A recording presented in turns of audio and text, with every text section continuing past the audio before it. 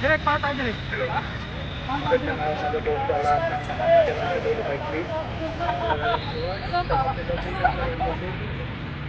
Sila po yung mga Pilipino.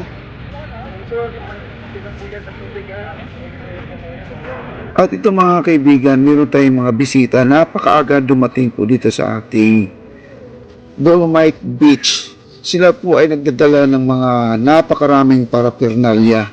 Ito po ay halo po nandito ang dumating. Merong Chinese, may Hapon, may puti, may English, no? At US, American, at siyempre may mga Pilipino. Sila po ay nagdadala ng mga banderitas. Ayan po ang nakasulat dyan. Ang pagbati po dyan ay nakasulat ay Happy New Year CFHEC. Ang sabi daw sila ay Highway Engineering ang nakalagay dyan.